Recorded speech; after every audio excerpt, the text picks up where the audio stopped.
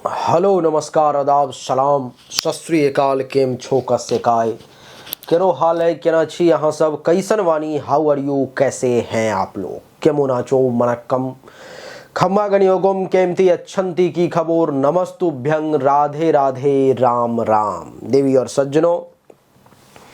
आज के इस वीडियो में मैं राजा मिश्रा आपको बताने जा रहा हूँ मकर राशि फल सितंबर 2024 के बारे में कि मकर राशि वालों के लिए सितंबर का महीना आखिर कैसा रहेगा, कौन सा ग्रह आपके फेवर में है तो कौन सा ग्रह आपके विपरीत है, किस ग्रह का रिजल्ट आपके लिए बहुत अच्छा है तो किस ग्रह का रिजल्ट आपके लिए बहुत खराब है, कौन सा ग्रह किस तारीख तक आपके लिए बढ़िया रिजल्ट देगा तो कौन सा ग्रह किस तारीख से किस तारीख तक आपके लिए बुरा रिजल्ट देगा। इन सभी विषयों पर मैं आज के इस वीडियो में मैं राजा मिश्रा चर्चा करने जा रहा हूं। देवी और सज्जनों, सबसे पहले इस कुंडली को समझ लें। ये जो कुंडली है, कुंडली के प्रथम भाव में कोई भी ग्रह नहीं है इस महीने में। दूसरे भाव में शनि कुंभ राशि में शनि विराजमान है। तीसरे भाव में राहु है। चौथे भाव में कोई ग्रह नहीं है। पंचम में देव गुरु बृहस्पति हैं। छठे भाव में मंगल देवता। सातवें में कोई नहीं। अष्टम में सूर्य और बुध है। नवम भाव में सूर्य केतु बुध शुक्र है। यही सूर्य नवम भाव में आ जाएगा 16 सितंबर से और यही बुध नवम भाव में आ जाएंगे 23 सितंबर से।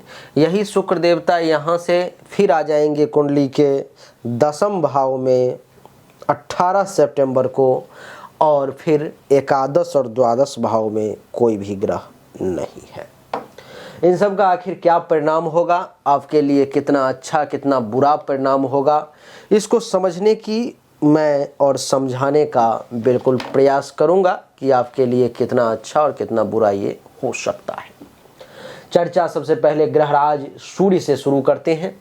ग्रहराज सूर्य आपके कुंडली के अष्टम भाव में अपने ही राशि में विराजमान है, जिसके कारण से सूर्य के कारण इस समय में आपको 16 सितंबर तक कार्य में रुकावट का योग बनेगा। बाधाएं आपके काम में बहुत आएंगी।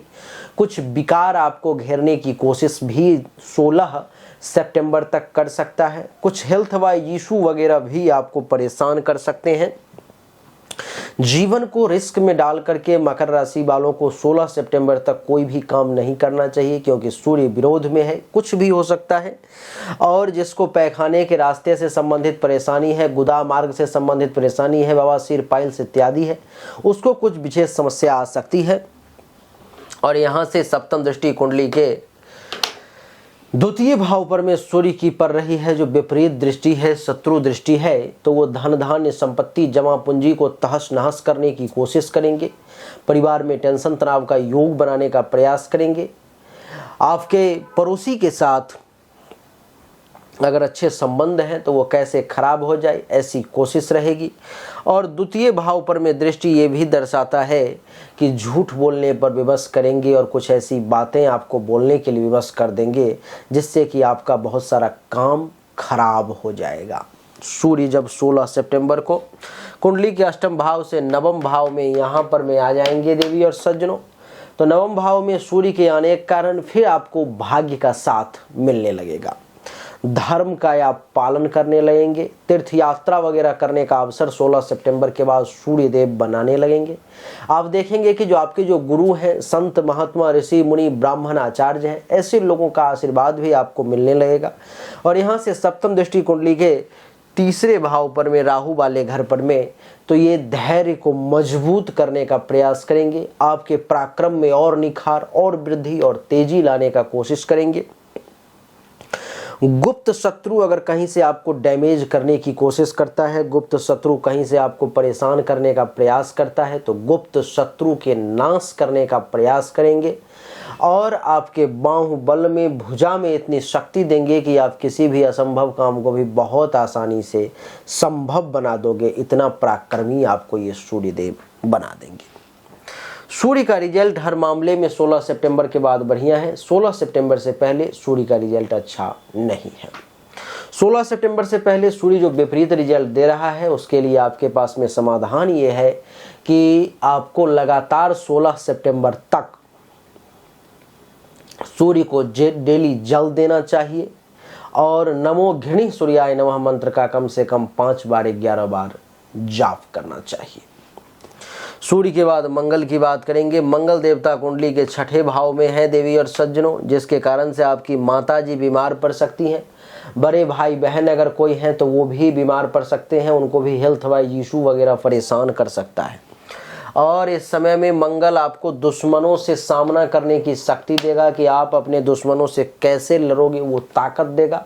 इसका अर्थ ये हुआ कि दुश्मन परेशान करने की कोशिश करेंगे। मंगल की चौथी दृष्टि नवम भाव पर में है, सप्तम दृष्टि 12वें भाव पर में है और अष्टम दृष्टि दूसरे भाव पर में है, यानी कि खर्चा का भी योग बनाएंगे और कुछ अस्पताल में भी पैसा आपका मंगल के कारण जाएगा इस महीने में। मंगल के बाद बुध की बात करेंगे। बुध देवता कुंडली के अष्टम भाव में विराजमान है और कुंडली के अष्टम भाव में बुध देवता के विराजमान होने के कारण देवी और सज्जनों बड़ा संभल कर चलने का ये समय है, बहुत संभल करके। ससुराल पक्ष से किसी के ऊपर में कोई संकट आ सकता है, जानलेवा हमला हो सकता है। ऐसी स्थिति ससुराल पक्ष में किसी की हो सकती है कि जिंदगी खतरे में देखने में लग सकती है, कहीं खतरा ना आ जाए। कब तक? तो 23 सितंबर तक। 23 सितंबर के बाद जब ये बुध देवता उच्च के कुंडली के नवम भाव में आ जाएंगे तो वो जो परेशानी थी वो दूर हो जाएगी, वो सब अच्छा चलने लगेगा।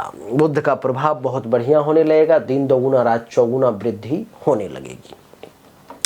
देवगुरु बृहस्पति की अगर बात करें तो कुंडली के पंचम भाव में है देवी और सज्जनों। कुंडली के पंचम भाव में देवगुरु बृहस्पति के होने के कारण आपको इस समय में अगर विद्यार्थी हैं तो पढ़ाई लिखाई में खूब मन लगेगा, खूब ज्ञान अर्जन करने का प्रयास करेंगे। कोई अगर प्रेम संबंध वगैरह में है, किसी के साथ कोई अफेयर वगैरह आपका चल रहा है, उस मामले में भी ये देवगुरु आपको बहुत अच्छा रिजल्ट देंगे। प्रेम संबंध आपका बहुत अच्छा चलेगा।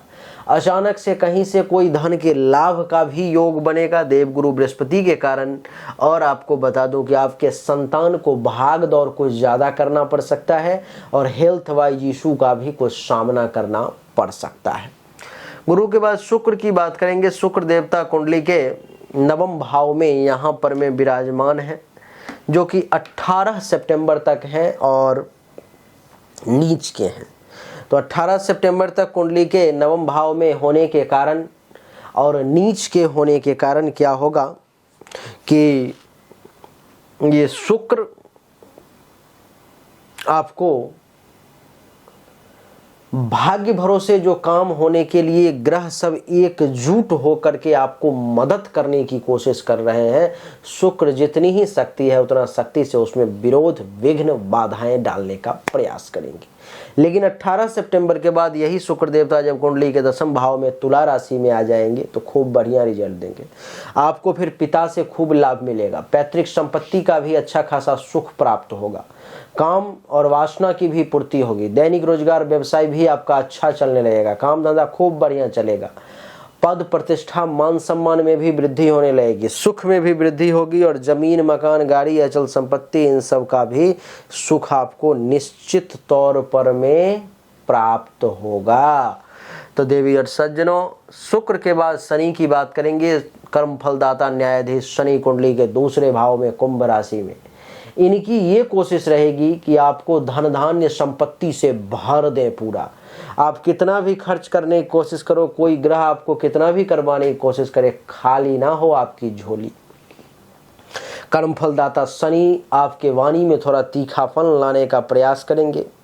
शनि के दूसरे भाव में बैठने के कारण जो सूर्यदेव आपको चाह रहे हैं कि दुश्मनी हो जाए, पड़ोसी से, परिवार से टेंशन तनाव हो जाए, शनि उससे सुरक्षा कवच बन करके आपको सुरक्षित करने का प्रयास करेंगे। शनि की तीसरी दृष्टि चौथे भाव पे, सप्तम दृष्टि अष्टम भाव पे और दसम दृष्टि एकादश भाव पर में, अर्थात आमदनी में वृद्धि करने की कोशिश करेंगे। शनि का ये प्रयास रहेगा कि आपको लाभ ज़्यादा मिले, कुछ उपलब्धि की प्राप्ति हो, मनोकामना की पूर्ति हो, सीनियर्स का सपोर्ट मिले, ये सब शनि की कोशिश रहेगी।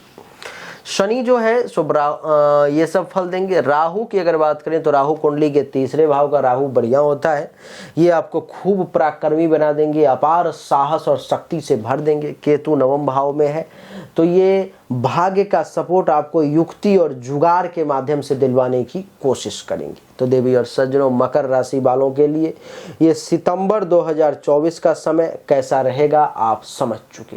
उम्मीद करता हूं कि ये छोटा सा वीडियो आपको पसंद आया होगा, अच्छा लगा होगा। अगर आपको अच्छा लगा, पसंद आया, तो इस वीडियो को लाइक करें, शेयर करें, चैनल को सब्सक्राइब करके इसके बेल आइकन के बटन को दबा दें। एक बार फिर से आप सभी का बहुत बहुत धन्यवाद। Thank you so much. जय हिंद, वंदे मातरम। बोलिए राधे राधे, राम राम।